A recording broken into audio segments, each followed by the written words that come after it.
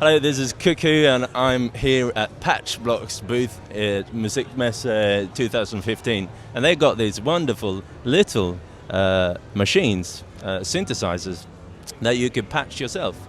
Yeah, look at these, aren't they beautiful? And I'm here with two guys. Are you the only guys? At the moment, yes. We're running that show at the moment, yeah.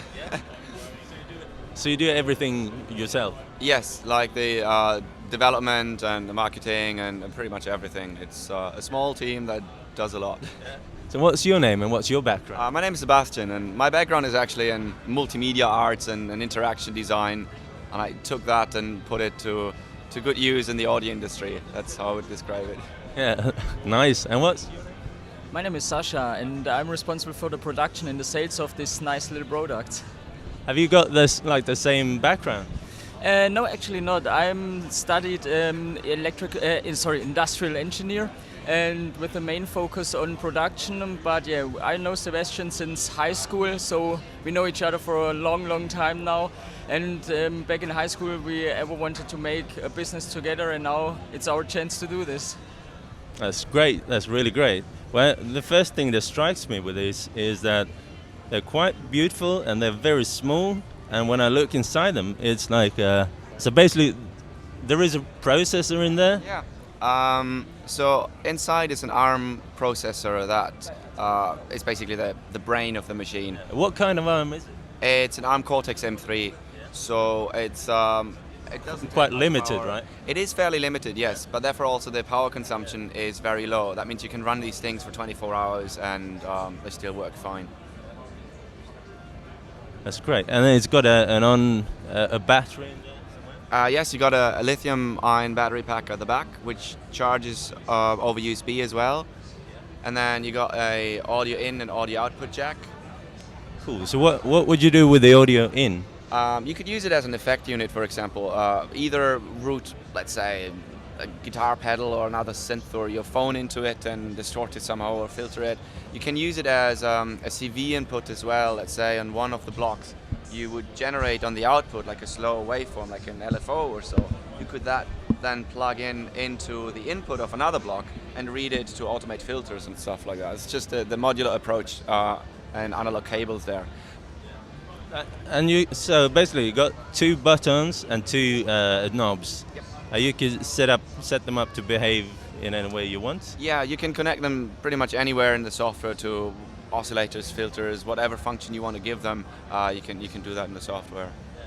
And I noticed that there is there is like a MIDI box as well. Yeah. So that allows you to send MIDI into the boxes as well and play them like a synth. So.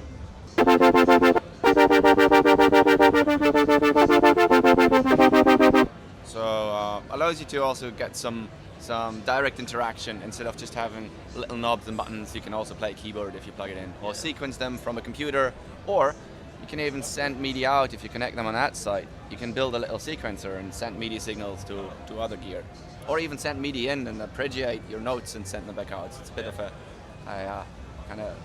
That's really nice. So, could you give me like a couple of examples of what it sounds like? Yeah, sure. Just yesterday, one of our power users actually showed up at our booth because these programs that you can write for them, you can put online and share them. And he's one of our most active and proliferate producers of these patches. So this one is kind of cool. It's a bit of techno sound.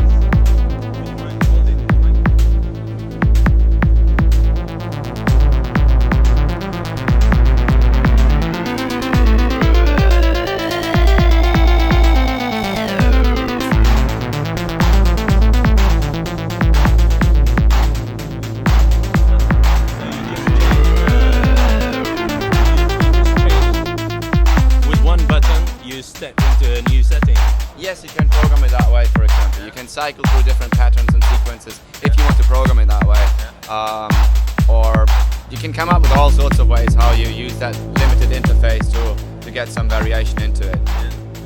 What you can also do is if you connect several of them, because they all, instead of just the 2-channel analog in and out, you also have 2 digital channels input and output. And that allows you to, for example, send a trigger across to synchronize them or find other ways to make them talk to each other.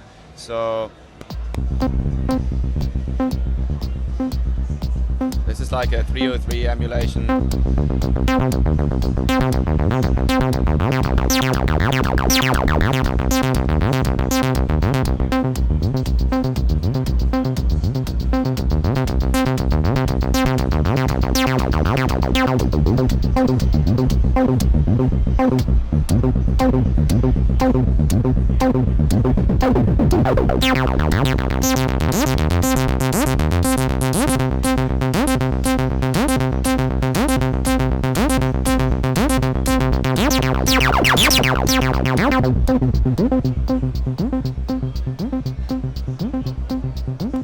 That's really nice. It's really nice.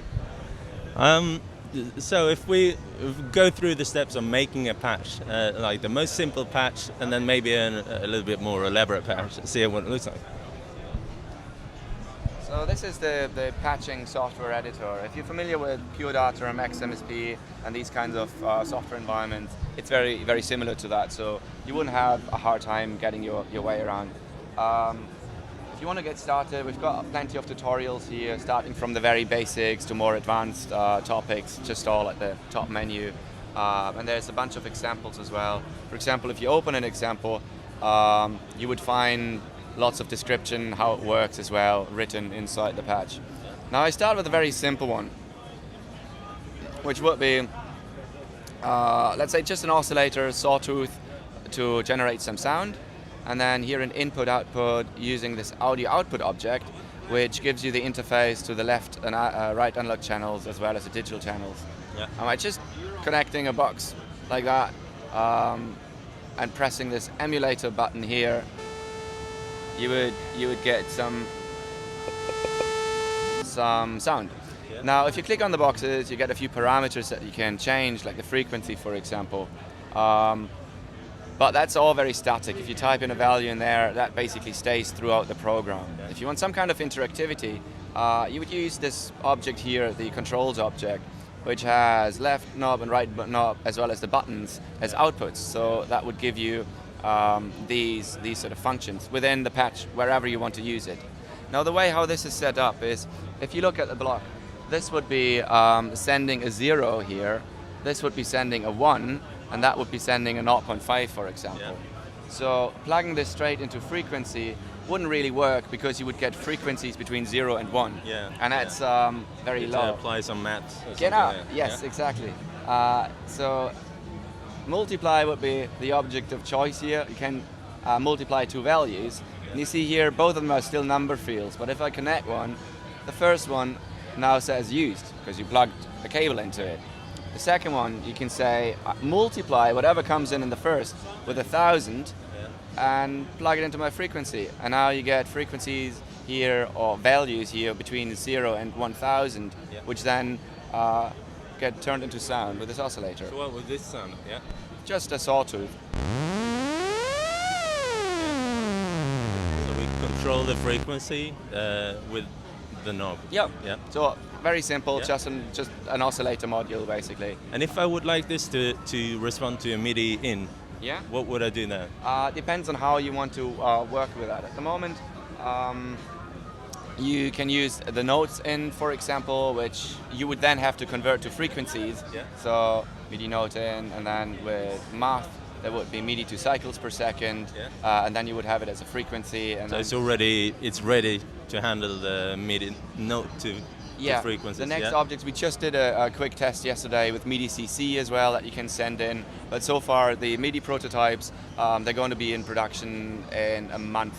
So it will take probably 2 months or so till they're in the shop. Yeah. So therefore, we have some more time to add all the MIDI objects in the software as well. Now, I just give a quick demo how to put this on the block. Yeah. Very simple. Just grab a USB cable,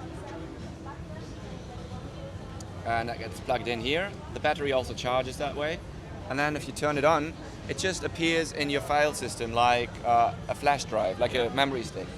And if you press this button, it says compile, and then now it just takes it, firmware updated, okay, it's on the block now. It's like super quick. I bet this is just a matter of bytes in size. It's super tiny.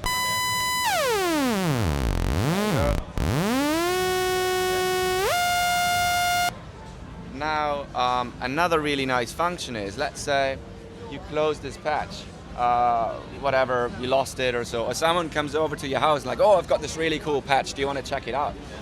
You can plug it in, turn it on, and then say open the patch that's on it, and you can actually edit it, whatever you've loaded onto it. So it also acts as a container of the open file. Yeah. That's great. So how big is the memory? Is there like a limit to how big the patch can be? Oh, yeah. I mean, there are really complicated patches, like the techno patch I showed earlier. So it's you can get a lot out of them, but obviously there is a limit. It's a very limited chip. We try to make them very cost effective in the production as well, so we can't put like a very expensive controller on it.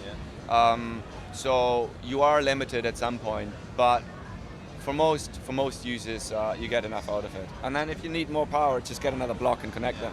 So what does it look like? The techno patch? This one, I'm not quite sure, because Philip, who developed it, also developed a few of his custom modules. Oh, okay, you can also create your own modules. Yeah. And I'm not sure if I have them installed in my software here, but I can see if I can open it and what happens. What's on the yellow one, I think? Because if I don't have them installed, I might get, oh, actually the other one, yeah. So link block descriptions were not. Oh yeah, it's only one. So that's how it looks like. So it's a big node tree. Anybody who's familiar with Max or stuff like that probably thinks that this isn't big at all. No. But it sounded really. Are there groups that you can open, or is this? No. It's all what you see is what you get. Yeah. No confusing sub patches and all that. It's just in one flow. But it looks quite basic, to be honest. I was expecting it to look like maybe 10 times the size of that, because it sounded yeah. You get the tricks on how to make it sound good with just the limitations it has. It's almost a bit of a challenge, It's like, let's say you have a box of Legos and you want to build a car, but you don't have all the parts that you need for it. You have to work with what you have, and that's part of the fun as well. Have you written everything from scratch? Yes, the software was written from scratch. Also all the DSP blocks and all that. After the Kickstarter campaign, I had help of a friend to make the user interface look a bit nicer and just add a few more tutorials and all that. But like the whole product, the electronics design as well as the software was all my sort of uni project, really. Yeah. Which then grew into a product. So how's the reception been so far? Really, really good. The Kickstarter was phenomenal. That was like the first proper validation, which is also good for your own motivation, that you realize, hey, people want this. This is cool. When was this? That was at the end of 2013. I think like November, December, I put this on Kickstarter. And then it took us half a year, roughly, to get the first production and everything done. And then what we've done as a next step was we raised a bit of seed investment money, also again through a crowdfunding platform in the UK called Crowdcube. And now we got our first really big distributor here in Germany called Conrad Electronics. It's like a big consumer electronics chain, but with their roots in the kind of DIY and electronics sort of soldering kits as well. So they just stock it in all their shops at the moment in Germany, and now it's kind of ticking over and starting off. That's great. You told me yesterday what the price was, and I don't remember exactly, but I was shocked about how low it was. It is really cheap, isn't it? Yeah, we sell them in our shop usually for £39, and Conrad sells them here for €60. How on earth can you get it so cheap? Because of the components we use. The Cortex is really cheap. The core of the product is the fun, and taking a few elements away to strip it to the bare minimum of what you need to have a good time with these things is what makes it possible to give that experience to a lot of people by making it cheap enough.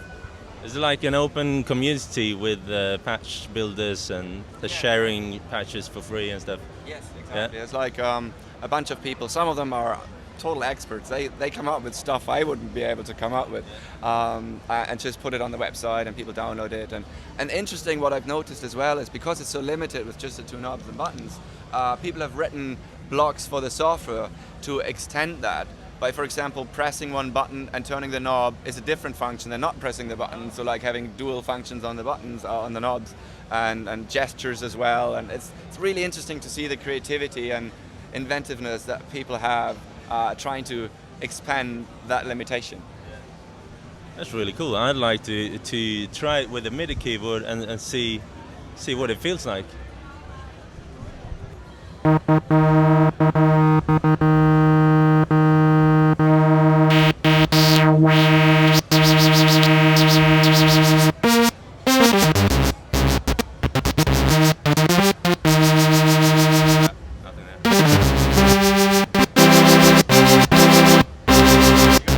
Three?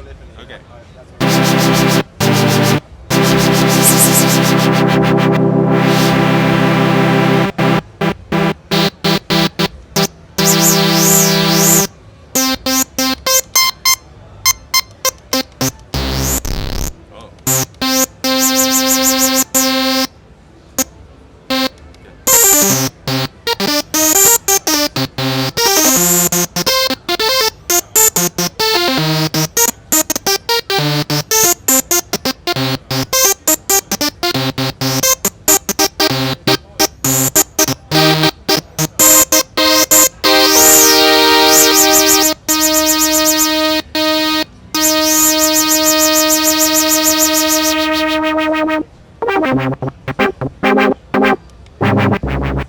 It's kind of fat.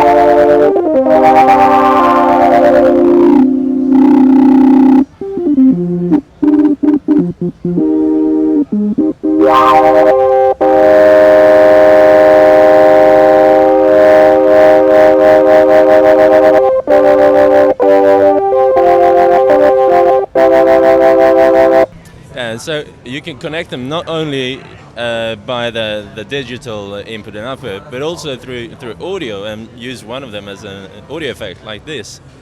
So now we've got one kind of multi-effect there, connected through a small audio cable, right?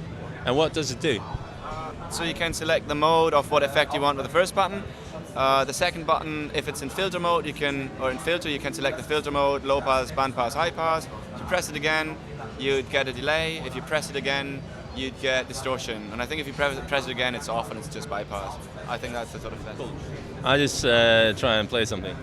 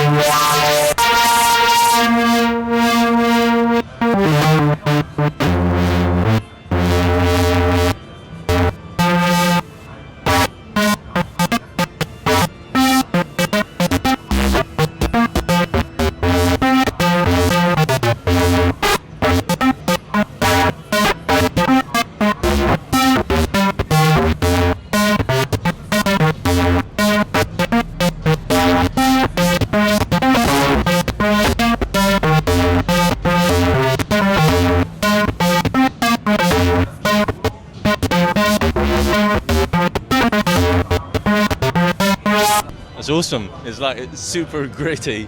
Yeah, it's great. And the latency, I can tell you, the latency is really low. It's very snappy. It's like instantaneous, even though it's going through some audio processing and MIDI and everything. Very low latency. Good stuff. Yeah.